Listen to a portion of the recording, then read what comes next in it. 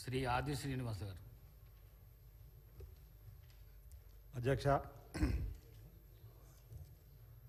అవకాశం నాకు కల్పించినందుకు ధన్యవాదాలు. ఇప్పుడే మా శాసన సభ్యులు ప్రైవేటు పాఠశాల బస్సులు, స్కూల్ వ్యాన్లపైన ఫిట్నెస్ సంబంధించిన అంశంలో వారు చెప్పినటువంటి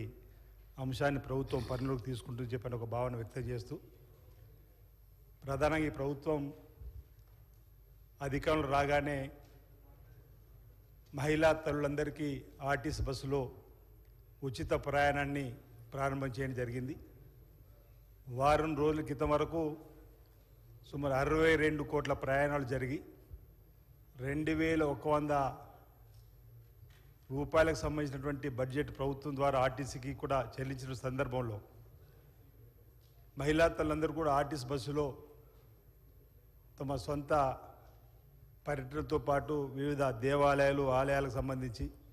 ఎక్కువగా ప్రయాణాలు చేస్తున్నారు. కాబట్టి ఇది చాలా హర్షించదగ్గ విషయంగా భావిస్తూ, మరి మహాలక్ష్మి మనం ఏర్పాటు చేసిన తర్వాత ప్రయాణాల సంఖ్య ఎక్కువైతుంది కాబట్టి బస్సుల సంఖ్య సరిపోవడాలని చెప్పని ఆయా ప్రాంతాలకు వెళ్ళినప్పుడు చెప్తా ఉన్నారు. గౌరవ మంత్రివారిని సందర్భంగా అడుగుతా ఉన్నా, కొత్తగా బస్సులు కొనుగోలు చేసి ఆయా డిపోలకు, ఆయా కొత్త రోడ్లకు ఇచ్చే అవకాశాన్ని పరిశీలిస్తున్నారు అనేది, ప్రజల పక్షాన కొత్తగా బస్సులను ఆయా రూట్లోకి కొనుగోలు చేసి పంపాల్సినట్టు అవసరం ఉందనే భావన సందర్భంగా వ్యక్తం చేస్తూ, ప్రమాదాలు జరగకుండా ఆర్టీ అధికారులకు ఎప్పటికప్పుడు తగు సూచనలు సలహాలు చేస్తూ ప్రతి సంవత్సరం కూడా ప్రత్యేక స్పెషల్ డ్రైవ్ చేపడుతూ, మరి స్కూల్కి వెళ్ళేటువంటి పిల్లలకు కానీ ప్రైవేట్ బస్సులో ప్రయాణం చేస్తున్న వారికి ఎలాంటి ఇబ్బందులు తలెత్తకుండా ప్రభుత్వం పక్షాన ఉన్నటువంటి వాహనాలకు మనం ప్రతి సంవత్సరం ఏ విధంగా అయితే 10 రోజుల ముందు నుంచే సంబంధిత బస్సులకు ఫిట్నెస్ కానీ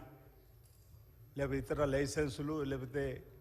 ఇవన్నిటిని ఏ విధంగా చేస్తూ వాటిని కూడా ప్రైవేటు బస్సులు, వ్యాన్లకు సంబంధించిన వారికి, ప్రధానంగా పాఠశాలకు సంబంధించిన వారికి మరి ఓ 4 రోజుల ముందు నుంచే వారికి కసరత్తు చేసే విధంగా ఓ అధికార యంత్రాంగాన్ని అప్రమత్తం చేయాలని చెప్పి కోరుతూ, ప్రధానంగా ఈ ప్రభుత్వానికి మహాలక్ష్మిని మనం ఏదైతే ఇంట్రడ్యూస్ చేసామో దానికి మా మహిళా తల్లి తరఫున అభినందన తెలియజేస్తూ, నూతన బస్సులు ప్రవేశపెట్టవలసిందిగా ఆయా రద్దీ ప్రాంతాల్లోకి కొత్తగా బస్సులు కొనుగోలు చేసి అమలు చేయవలసిందిగా నేను ఈ సందర్భంగా కోరుతా ఉన్నాను. శ్రీ డాక్టర్ కవ్వంపల్లి సత్యనారాయణ గారు.